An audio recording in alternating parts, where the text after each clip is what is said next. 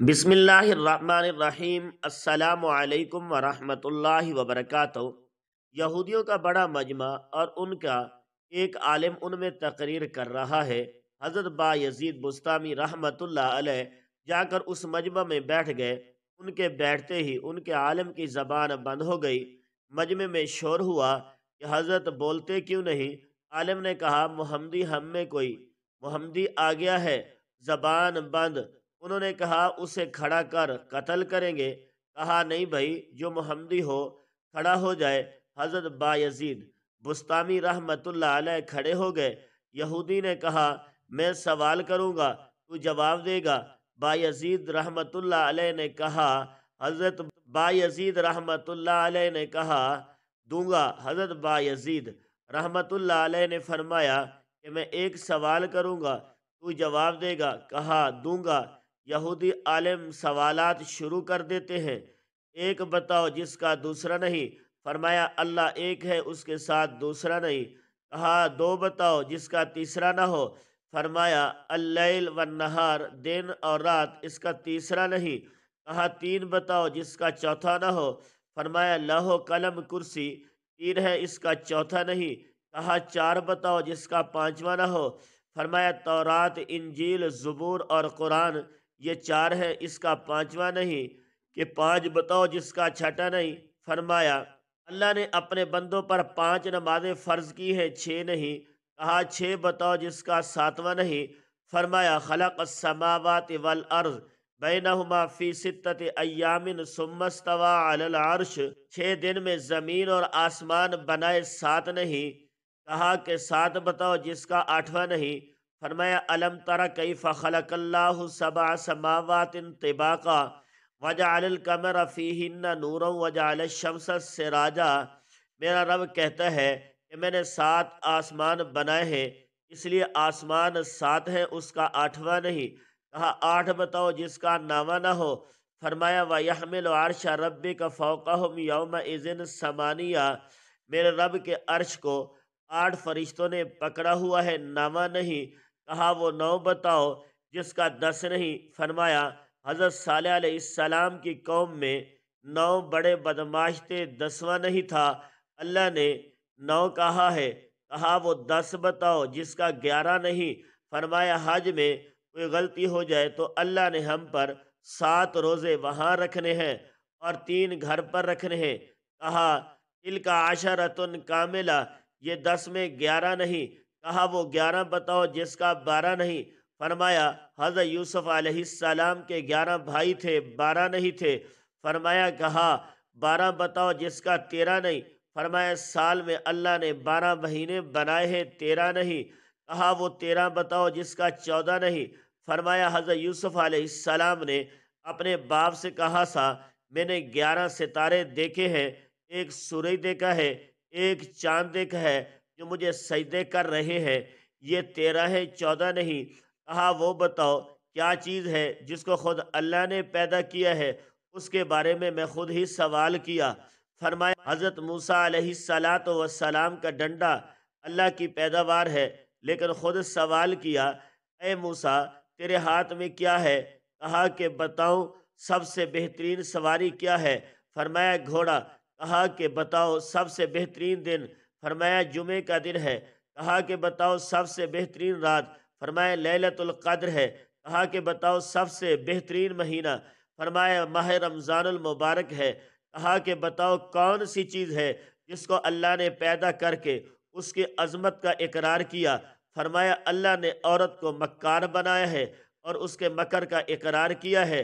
عورت کا مکر بڑا زبردست ہے۔ حضور اکرم صلی اللہ علیہ وآلہ وسلم نے فرمایا میں نے دیکھا کہ بڑے سے بڑے عقل مند کے قدم اکھاڑنے والی اور کوئی چیز نہیں ہے سوائے عورت کے، بڑے بڑوں کے عقل پر پردہ ڈال دیتی ہے۔ کہا بتاؤ وہ کون سی چیز ہے جو بے جان ہے مگر سانس لیتی ہے؟ فرمایا والصبح اذا تنفس، میرا رب کہتا ہے مجھے صبح کی قسم جب وہ سانس لیتی ہے۔ کہا بتاؤ وہ کون سی 14 چیزیں ہیں جنہیں اللہ پاک نے اطاعت حکم دیا ہے؟ کہا بتاؤ وہ کون سی 14 چیزیں ہیں جنہیں اللہ پاک نے اطاعت کا حکم دیا ہے؟ ان سے بات کی۔ فرمایا 7 زمین 7 آسمان ہے، اللہ نے 7 زمینیں 7 آسمان بنائے اور ان 14 کو خطاب فرمایا کہ میرے سامنے جھک جاؤ، تو ان 14 کے 14 نے کہا یا اللہ ہم آپ کے سامنے جھک رہے ہیں۔ کہا بتاؤ وہ کون سی چیز ہے جسے اللہ نے خود پیدا کیا پھر اللہ نے اسے خرید لیا؟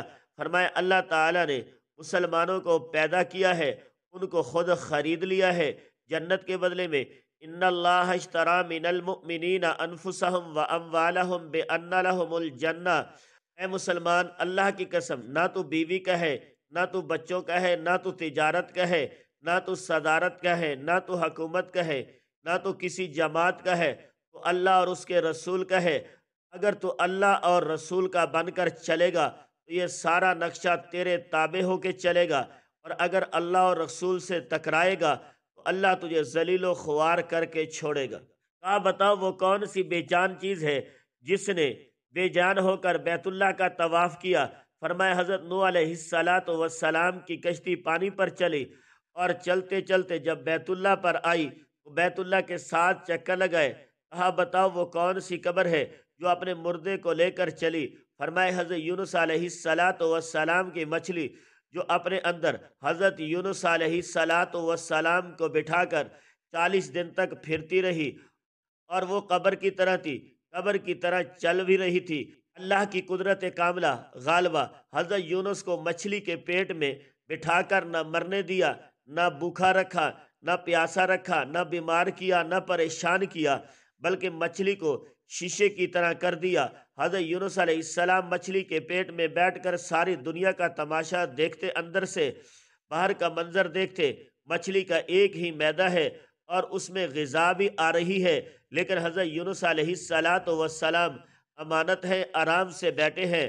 معدے کی حرکت حضرت یونس علیہ السلام کو تکلیف نہیں دے رہی، لیکن مچھلی کی غذا بھی کھائی جا رہی ہے۔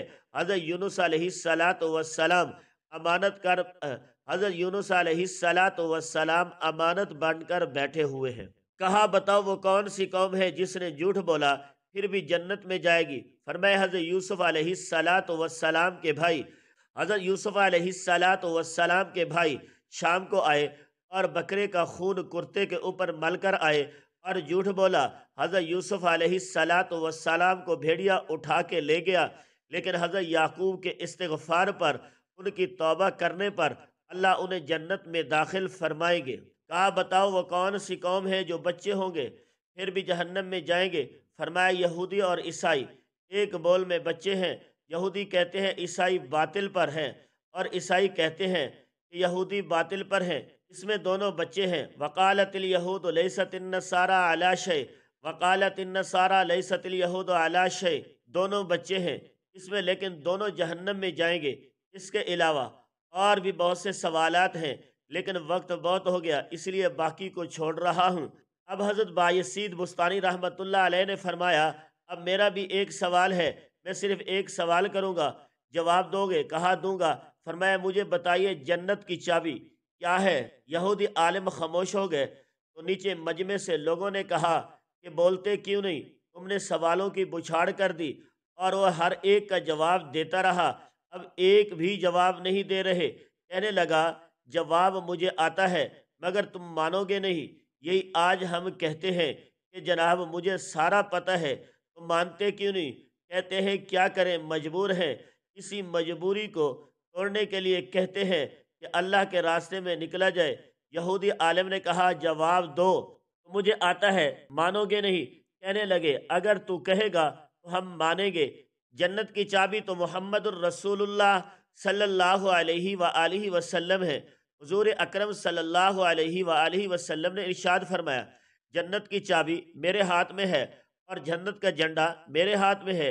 ساری دنیا کے انسان میرے جھنڈے کے نیچے جنت میں جائیں گے، کوئی میرے جھنڈے سے نکل نہیں سکتا۔ جنت کا دروازہ اور چابی آپ کے ہاتھ میں، کوئی جا نہیں سکتا۔ جنت والے جنت کے دروازے پر پہنچ چکے ہوں گے۔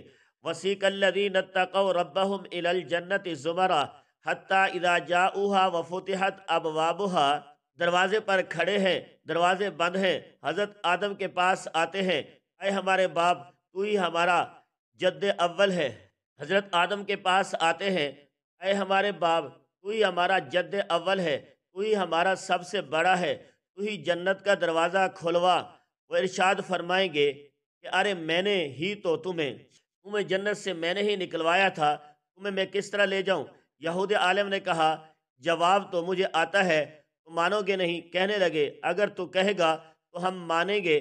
جنت کی چابی تو محمد الرسول اللہ صلی اللہ علیہ وآلہ وسلم ہے۔